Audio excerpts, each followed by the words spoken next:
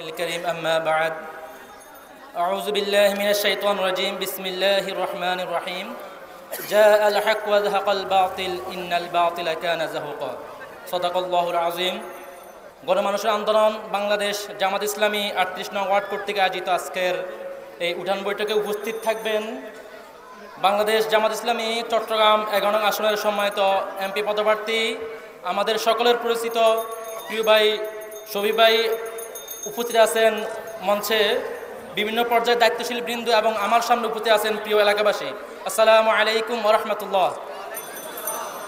শুরুতে সে মহান রব্বুল আলামিন দরবারে শুকরিয়া জ্ঞাপন করছি যে মহান রব্বুল আলামিন আমাদেরকে শত প্রতিকূলতার পরেও এরকম একটা প্রোগ্রাম বাস্তবায়ন করার তৌফিক দান করছেন, সেই জন্য মহান রব্বুল আলামিন দরবারে শুকরিয়া জ্ঞাপন করছি আলহামদুলিল্লাহ।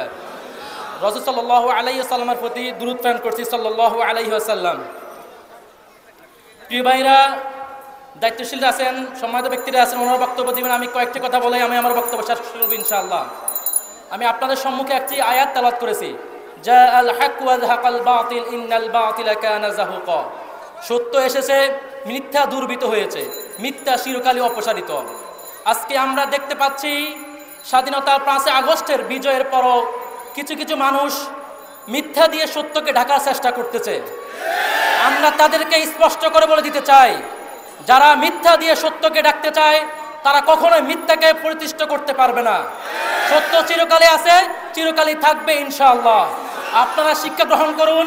ফেরাউন পৃথিবীতে এসেছে সত্যকে ধ্বংস করার জন্য, কিন্তু নারে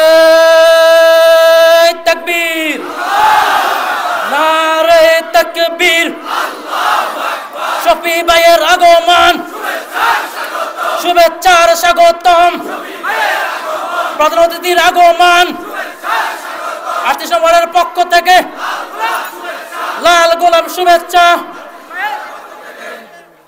নারে তাকবীর।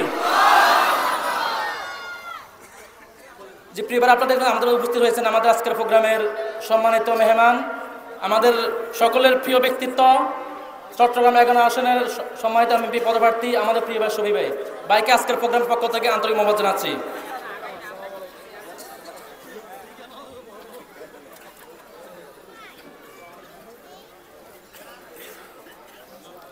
জি প্রিয় ভাইরা, আমি যেটা বলতে চাচ্ছি, সত্যকে কখনো মিথ্যা দিয়ে প্রতিহত করা যাবে না।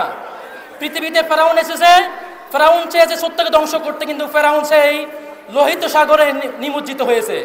নমরুদ এসেছে, নমরুদ সত্যকে ধ্বংস করার জন্য সে অগ্নিকুণ্ড তৈরি করেছে, কিন্তু সেই পরবর্তী ধ্বংস হয়েছে। ইসলামকে ধ্বংস করার জন্য আবু জাহেল এসেছে, আবু জাহেল ধ্বংস হয়ে গেছে। বাংলার মাটিতে দীর্ঘ ১৫ বছর ছিল শেখ হাসিনা, আমরা দেখেছি সেই ইসলামকে, বাংলাদেশ জামাত ইসলামকে সেই প্রতিহত করতে চেয়েছে, কিন্তু সেই সর্বশেষ সেই পালিয়ে গিয়েছে। আমরা তাদেরকে বলে দিতে চাই, বাংলাদেশ জামাত ইসলামী, ইসলামী ছাত্র শিবিরকে কখনো প্রতিহত করা যাবে না ইনশাআল্লাহ। আমরা এই বাংলার জমিনেই ইসলামকে প্রতিষ্ঠা করবো ইনশাআল্লাহ। আমি আজকের প্রোগ্রামের এখানে সকলে যারা উপস্থিত আছেন আপনাদের সকলকে অনুরোধ করব, আপনারা সবাই একসাথে হয়ে আমরা ইনশাআল্লাহ বাংলার জমিনে আমরা ইসলাম প্রতিষ্ঠা করব, একটি সামনে একটি ন্যায় প্রতিষ্ঠা করব।